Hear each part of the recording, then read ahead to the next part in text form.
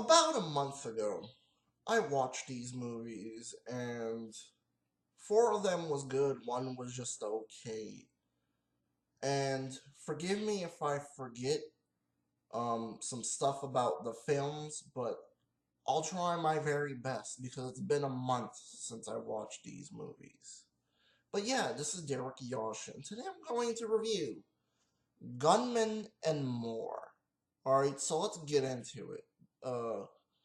The story and what this movie is about. Alright?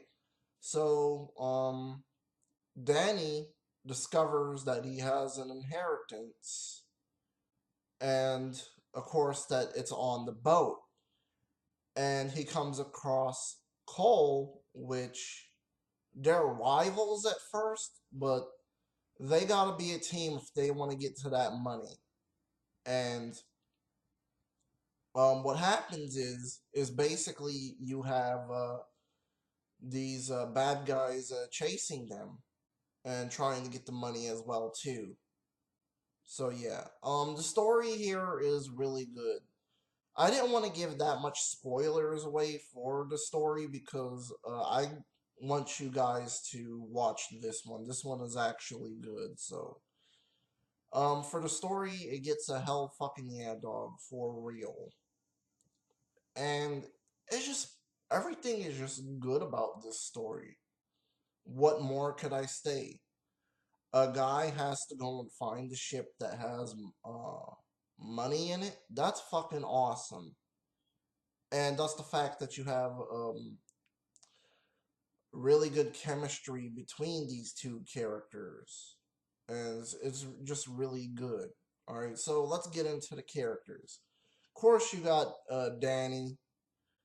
Danny is your sort of cop badass, and um, he can't shoot straight, and he needs like a gun that has a sight on it. Um, Cole is just your average cop trying to basically catch the bad guys, whatever, and yada yada. You get the point. I don't really want to spoil that much about these characters. And the bad guys as well. They're just there. They're just there to make the movie.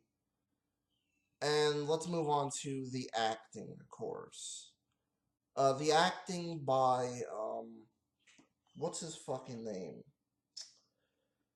Uh, Christopher Lambert. Yeah, Christopher Lambert did a phenomenal job in this movie. Like, I was fucking surprised. Even Mario Van Peebles. Which, Mario Van Peebles, when I look at him, I always think of Jaws for the Revenge, and then that always turns me off of him. But when I watched this movie, he was actually really good in this movie. And his performance, just as well as Christopher Lambert's performance, was phenomenal. Also, that you have a cameo from Patrick Stewart from Star Trek. Yeah. And that in itself is good. That's real good. And you have Dennis Leary in here, but he plays a bad guy. So, yeah. Alright, so moving on to the writing. As the movie goes from point A to point B to point C, as you could tell, I really like point B and point C because that's where all the action is at. That's fucking awesome, really. And the dialogue is really good. It's funny between some moments. Like if it's an awkward moment between Lamberg and Van Peebles, yeah, it's fucking awesome, dude, for real. I mean, there's just this one part, one spoiler alert, where they're trying to cross this river, and of course that he mentions, does it have one of those fishes in there that crawl into your penis? I don't want to go in there if it has those in there.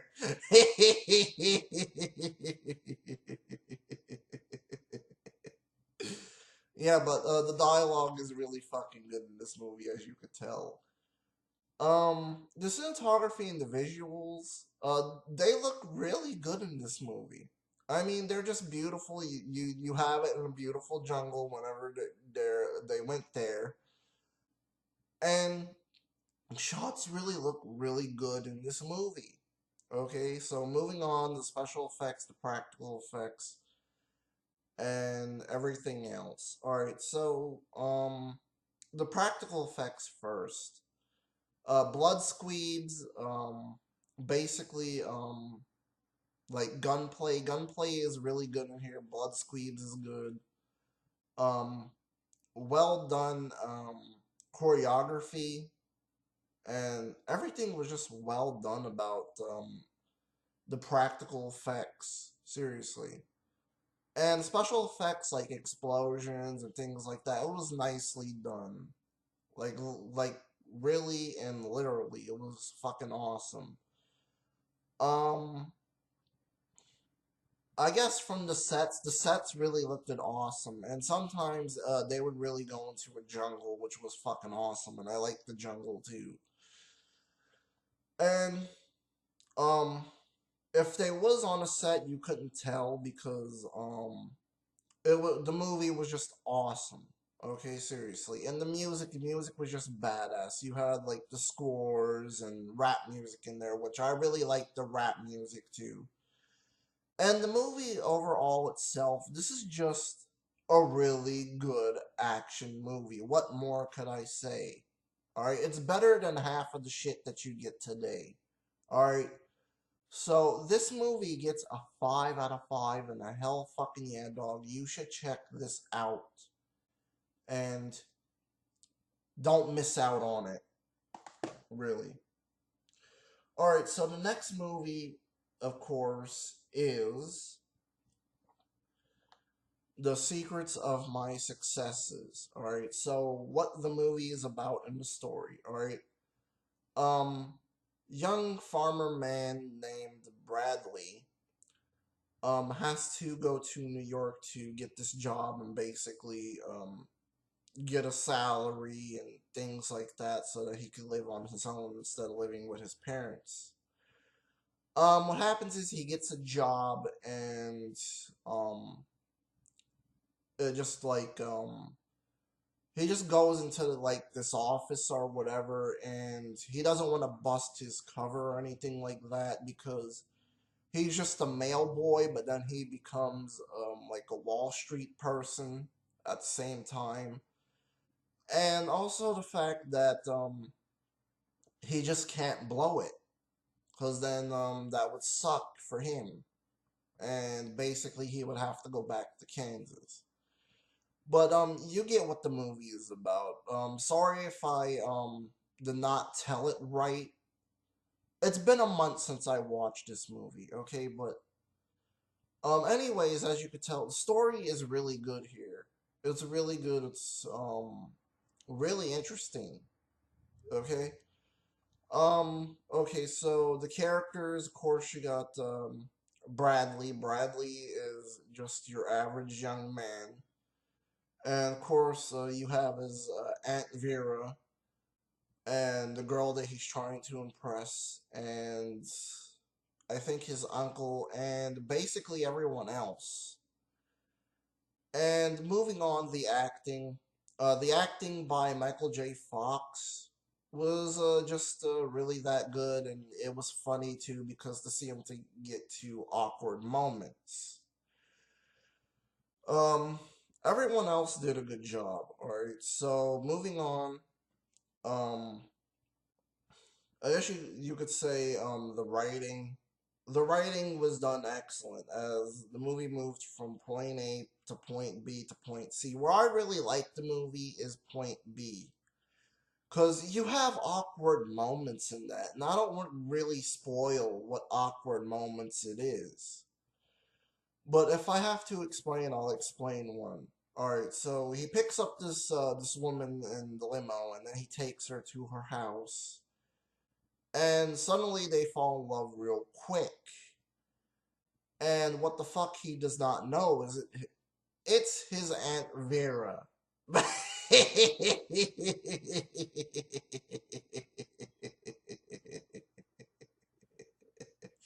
Yeah, fucking hilarious. Fucking good. Alright.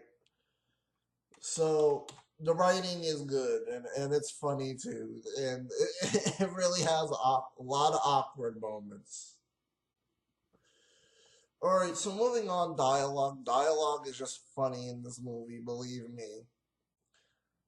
And let's move on to another thing. The cinematography and the visuals. The cinematography and the visuals looked good for this movie.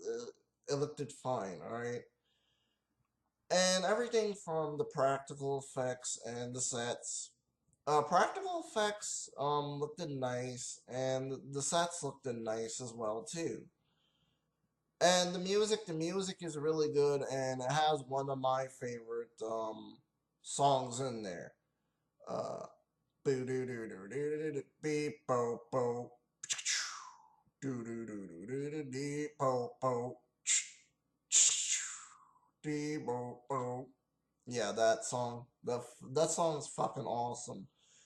And the movie overall itself, you're gonna have a blast with this. Believe me. Just go into this with low expectations, and you'll have a blast. You will laugh your ass off with this movie, and of course with the awkward moments too.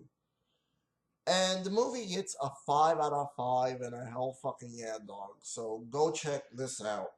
Alright? Um okay, so let's move on to this movie, and that of course is Pretty in Pink.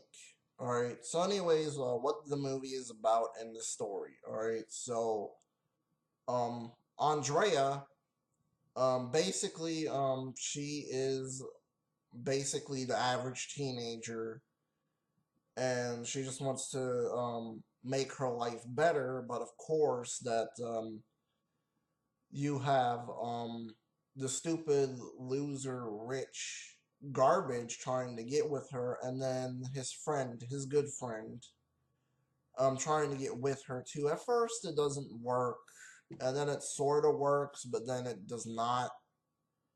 And then she has a hard time struggling through life. Also, the fact that her best friend Ducky, um, or at first he's like, okay, I'll help you out with this and that, and then all of a sudden he becomes a dickhead.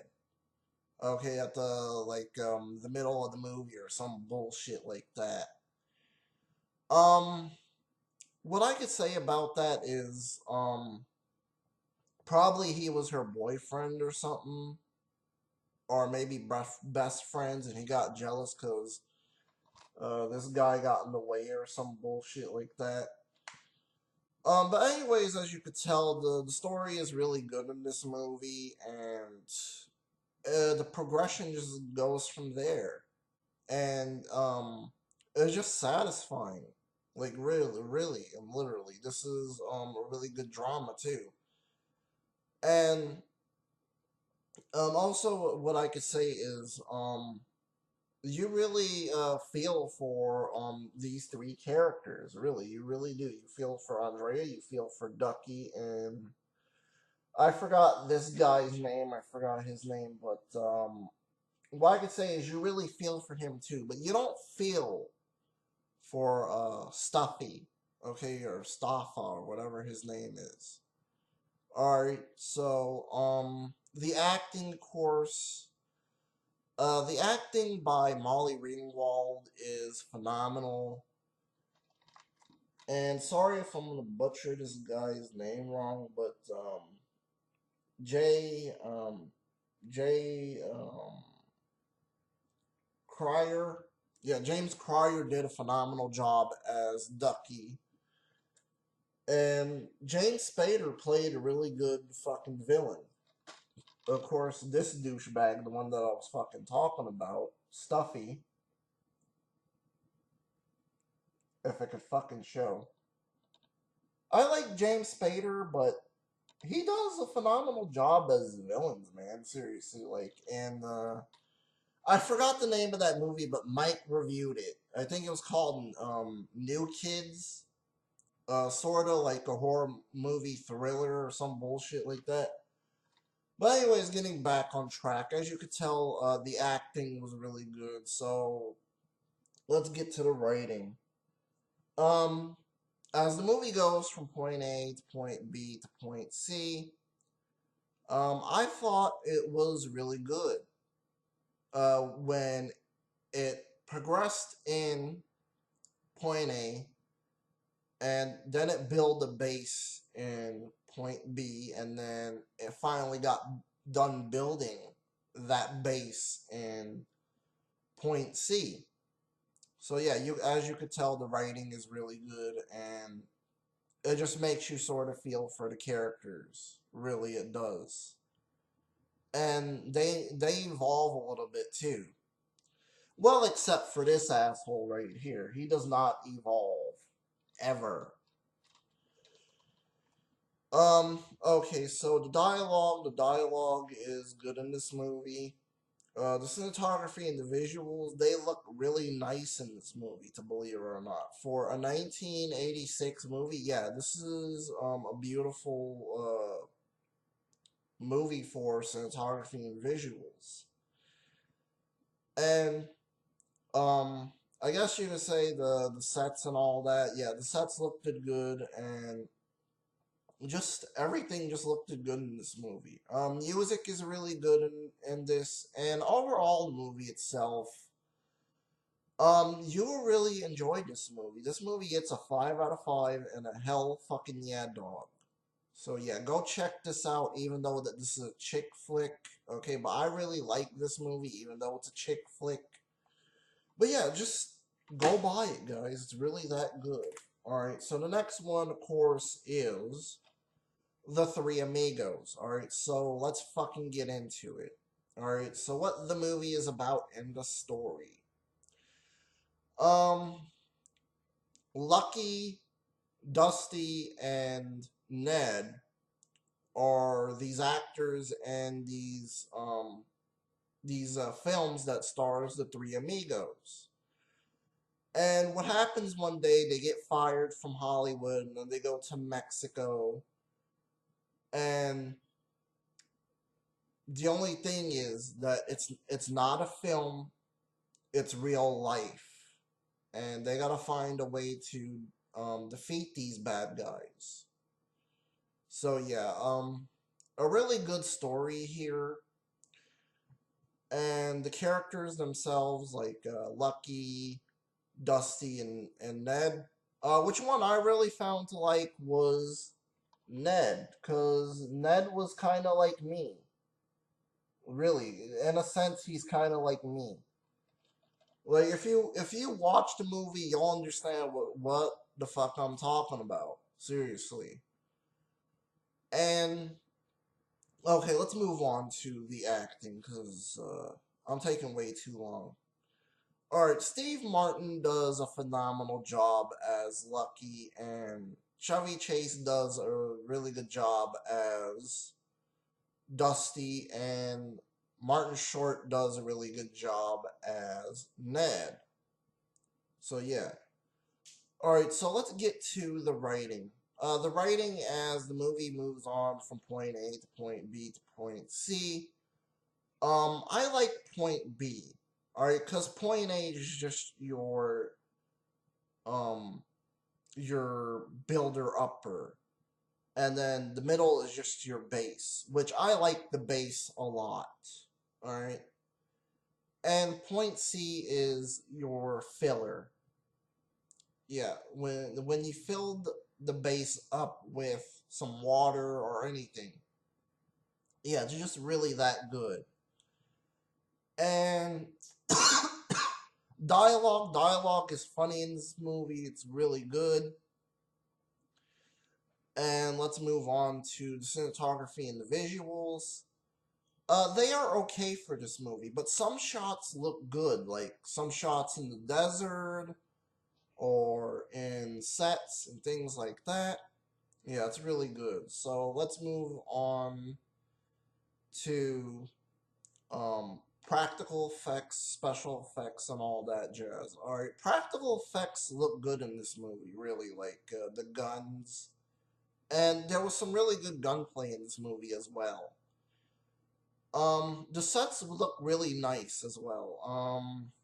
Like in the desert looked nice. Whenever they was inside a place, it looked real nice, and it looked good.